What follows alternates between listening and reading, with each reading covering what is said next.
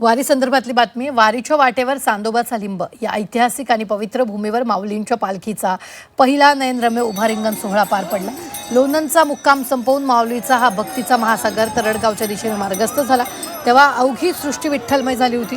माऊलीच्या अश्वानं जेव्हा रिंगणात धाव घेतली तेव्हा अश्वांच्या टापांमधून जणू भक्तीची स्पंदनं हवेत उमटली आणि हा नेत्रदीपक सोहळा पाहून उपस्थित हजारो वारकऱ्यांच्या डोळ्याचं पातळ फिटलं. टाळ मृदुंग आणि पथकांचा मेळ सोबतीला घेत हा वैष्णवांचा मेळा भक्तीच्या रंगात न्हाऊन निघत पंढरीच्या ओढीनं पुढे सरकला.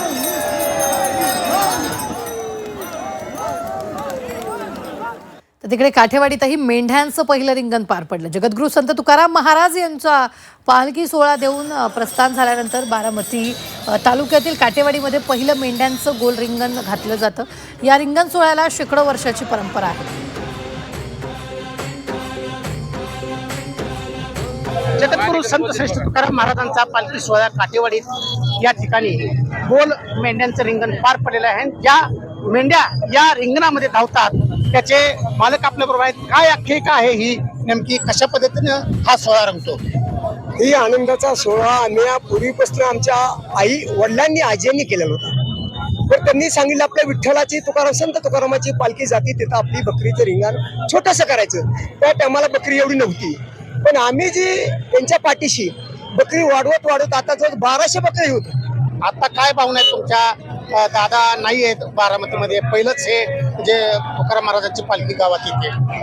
10 वर्ष नसते आम्हाला वाटलं बारामतीत असत्यान, समजा पिंपळी परिंग आले असत्या रथामध्ये बसून येत्या. आम्ही अपेक्षा केली दादांची, आता येतात मग येतं, पण दादा काय आलेले नाहीत. 28 जानेवारी निधन झालं, पण तुमच्याकडून माहिती मिळायची आम्हाला दादा येणार आहेत म्हणून, तुमच्याकडून माहिती मिळायची.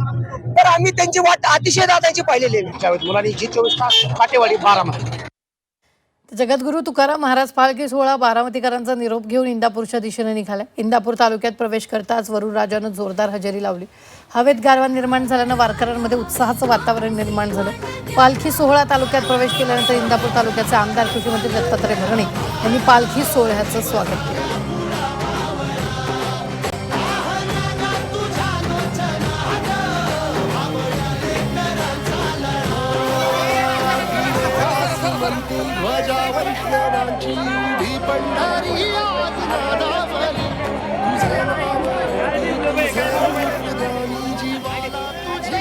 तर संत वामनभाऊ यांचा पालखी सोहळा सुद्धा पंढरपूरच्या दिशेनं निघालेला आहे. अहिल्यानगरच्या जामखेड इथं या पालखी सोहळ्याचं पहिलं रिंगण पार पडलं.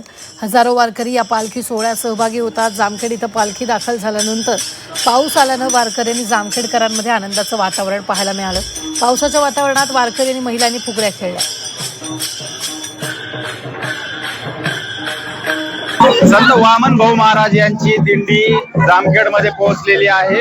मोठी परंपरा असलेली ही दिंडी आहे आणि या दिंडीचा ज्यावेळेस आगमन झालं त्यावेळेस या ठिकाणी पावसाचं देखील आगमन झालेलं आहे. त्यामुळे एक आनंदाचं वातावरण या दिंडीमध्ये पाहायला मिळत आहे. वामन भाऊ यांची दिंडीची परंपरा ही गेल्या अनेक वर्षापासूनची आहे. जामखेड मार्गे ही दिंडी पंढरपुराकडे प्रस्थान करत असते आणि याच माध्यमातून हजारो जे वारकरी आहेत हे या दिंडीमध्ये सहभागी झालेले असतात.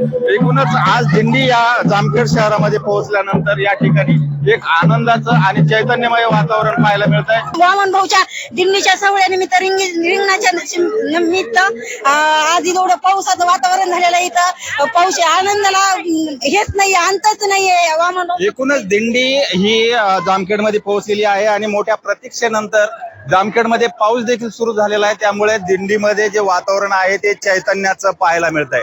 लैलेश बारगजे, G24 तास, अहिल्यानगर.